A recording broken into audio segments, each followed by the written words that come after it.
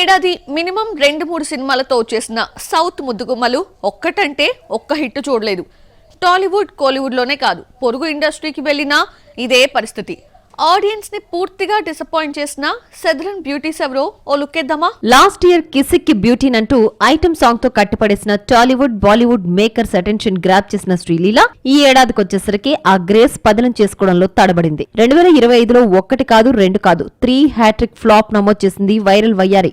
నితిన్ తో నటించిన robin hood భారీ నష్టాలను మిగిల్చగా వైరల్ వయ్యారి అని హడావిడి చేసినా కూడా జూనియర్ ను పట్టించుకోలేదు ఆడియన్స్. ధమాకాతో హిట్ ఇచ్చిన రవితేజతో కలిసి మాస్ జాతరతో సక్సెస్ ట్రాక్ ఎక్కుదామనుకుంటే బొమ్మ భారీ డిజాస్టర్ అయింది. శ్రీలీల తరహాలోనే భాగ్య కూడా 3 ఫ్లాప్స్ మూటగట్టుకుంది. కింగ్డమ్ మినహాయించి కాంతా, ఆంధ్ర కింగ్ తాలూకాకు పాజిటివ్ రివ్యూస్ వచ్చినప్పటికీ పైసలు వసూలు చేసుకోవడంలో తడబడ్డాయి. దీంతో ఇప్పటి వరకు కెరీర్ లో ఒక్క హిట్ కూడా చూడని అన్లకీ హీరోయిన్ గా మారింది. మరో యంగ్ బ్యూటీ ప్రీతి ముకుందన్. కన్నప్పలో అందాలు ఆరబోసినా ఫలితం దక్కలేదు. అటు మలయాళంలో మైనే ప్యార్ కియా అన్న ఆడియన్స్ పట్టించుకోలేదు. రాశి ఖన్నా 3 ఇండస్ట్రీల్లో ఒక్కో ఫిల్మ్ చేసింది, కానీ అడుగుపెట్టిన 3 చోట్ల ఫ్లాప్స్ చూసింది. అగత్య, తెలుసు కదా, 120 బహదూర్ డిజాస్టర్ టాక్ తెచ్చుకున్నాయి. కీర్తి సురేష్ ఉప్పు కప్పు రంబుతో ఓటీటీలో పలకరించింది. థియేటర్లలో రిలీజ్ చేయకూడదనుకున్న మేకర్స్ నిర్ణయం సరైందే అనిపించేలా ఆడియన్స్ ఫీల్ అయ్యేలా చేశారు. ఇక రివాల్వర్ రీటా ఎందుకొచ్చిందో ఎప్పుడొచ్చిందో తెలియకుండా వెళ్లిపోయింది. పొడుగు కాళ్ల సుందరి పూజా హెగ్డే తెలుగులో పలకరించలేదు, కానీ